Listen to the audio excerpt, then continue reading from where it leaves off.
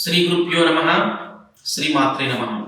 బుధ దశలో కేతుభుక్తి జరుగుతున్నప్పుడు జరిగేటువంటి సమస్యల గురించి తెలుసుకుందాం.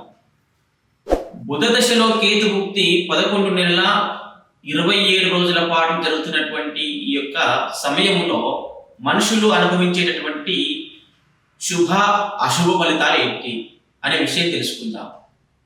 ఎంతో ఉన్నతమైనటువంటి స్థితిలో ఉన్నటువంటి జీవితాలు ఒక్కసారిగా కిందికి పడి ఇబ్బందులు పడేటటువంటి అవకాశం ఉంది. ఈ దశలో అనేక రకాల సమస్యలు ఒక్కసారిగా మనము ఉన్నత శిఖరాల్లో ఉండి కిందికి పడిపోతే ఎంత బాధ కలుగుతుంది అంటే చాలా ఆ యొక్క బాధను మనము లెక్క కట్టలేము. సొసైటీలో కూడా మనకి ఒక గౌరవం పోతుంది, మనం చూసి హేళన చేసేటటువంటి అవకాశం ఉంది సమాజం. కాబట్టి ఉన్నత స్థితి నుంచి కిందికి పడిపోవడం అనేటటువంటిది జీవితంలో ఒక మరపురానటువంటి ఘట్టం, అది మర్చిపోలేటువంటి ఘట్టం అని చెప్పుకోవచ్చు. కాబట్టి ఈ సమయంలో వృత్తి భంగము, అనారోగ్య సమస్యలు రావడము, అనేకమైనటువంటి కష్టాలు కలగడము, ఇలాంటి ఎన్నో రకాలైనటువంటి ఇబ్బందులు కలుగుతుంటాయి.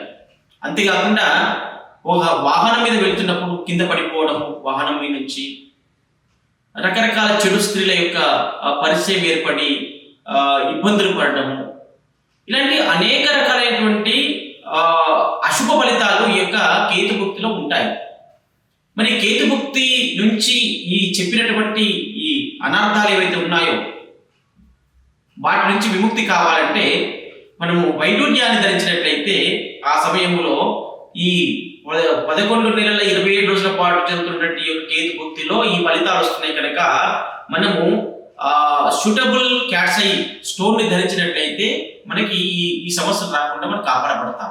కాబట్టి సైంటిఫిక్ జ్యోతిష్యం అనేటటువంటిది ప్రజెంట్ గ్రహస్థితులను అనుసంధానం చేసుకుని, గ్రహస్థితుల యొక్క స్థితిగతులను తెలుసుకొని, ఆ గ్రహాల వల్ల వచ్చేటటువంటి సమస్యలను తెలుసుకొని చక్కటి పరిహారాలు ఇవ్వబడతాయి. కాబట్టి ఎవరికైనా ఈ సమస్యలు వచ్చి బాధపడుతున్నాము అని తెలిసిన వెంటనే మా యూట్యూబ్ ఛానల్ సంప్రదించి మీరు కాల్ చేసి అపాయింట్మెంట్ తీసుకుని రావాల్సిందిగా కోరుతున్నాను. శుభం భూయా.